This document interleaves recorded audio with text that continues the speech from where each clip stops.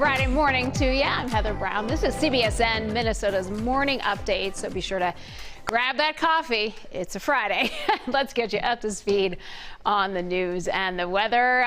We are now in what I appear to be day 4 of on and off rain. Riley tells us temperature be 54 degrees or so today, a little chillier than what we have seen over the past couple days, but you can see that right around the average. You're going to see showers throughout the day, but then it's all going to open up to be a nicer weekend here. Let's get talking about this. So once you get the vaccine, then you're given that little vaccine card. You probably see a lot of people taking those vaccine selfies with those. It's to prove basically that you got the shot or the shots. But what happens if you lose that card? Or that card gets ruined? Well, the Department of Health says keep your card in a safe place with your medical records.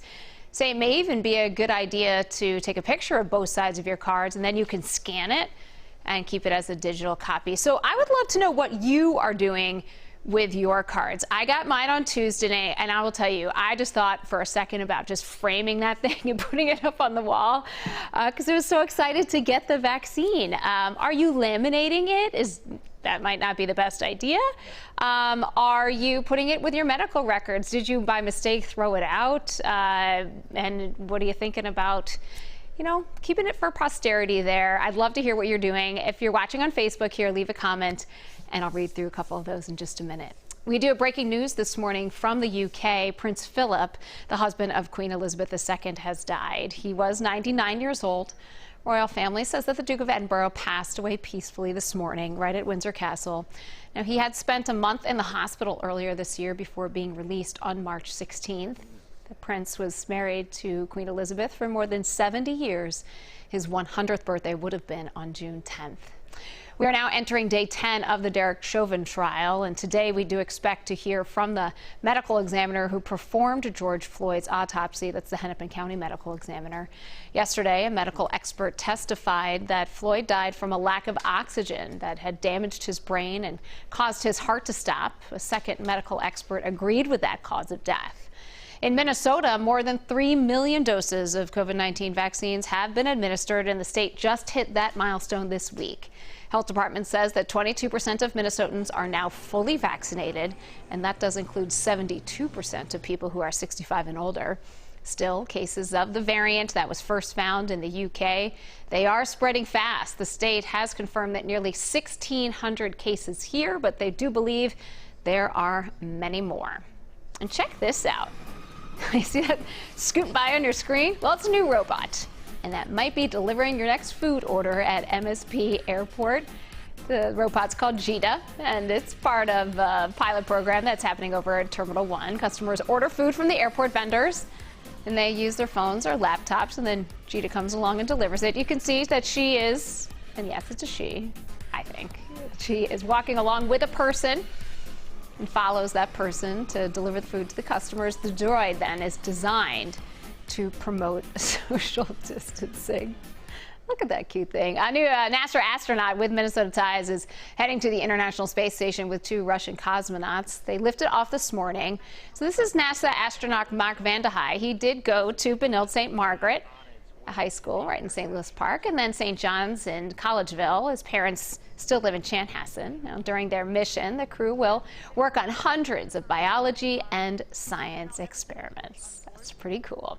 New album is coming from a Minnesota music legend 5 years after his death. And change. Everything takes forever. And truth is a new minority. Welcome to America. Doesn't it sound so good, the song? You can hear it there, Welcome to America. Debuted on Prince's YouTube channel on Thursday. So then there's an album that's coming out with the same name. This is coming in July. It'll have 12 never heard before songs that Prince actually recorded a decade ago. The album description says that the songs touch on Prince's vision for a shifting society. And think about it, a decade ago, this was years ahead of our current political division and fight for racial justice. You might want to watch the 60 Minutes story that's going to come up on Sunday about that. They're going to go into Prince's vault. That'll be right here on CBS. Let's talk some college hockey because, bummer. Minnesota Duluth won't get a shot at their third straight college hockey national title. We won't have an all-Minnesota championship. Bulldogs lost to UMass in an overtime 3-2 last night. UMass that'll go on to play St. Cloud State, so that's cool. They did beat Minnesota State Mankato to advance. That championship game is set for 6 o'clock tomorrow night. Both teams looking to make program history with a first national title. Oh, this is one of the cutest parts of springtime at the Minnesota Zoo. Starting today, people can check out the farm babies in person. Hey, little piggies. Every spring, the zoo showcases the young animals that were born during the winter months. If you do want to go, you do need to make a reservation online for those in-person tickets. You can also check out farm babies online. Okay, let's head back to today's talker because I want to see what you're doing with your little vaccine cards besides taking vaccine selfies with them. So Cindy says, ooh, I put it in my purse in case any officials need proof of vaccination.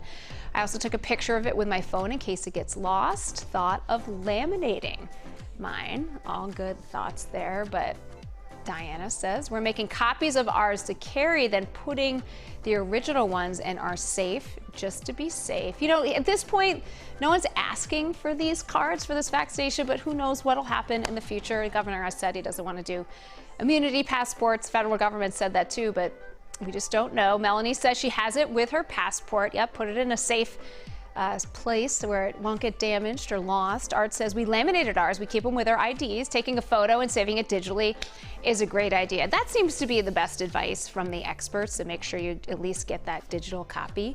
Amanda, keep a picture. Keep it somewhere safe. Yep.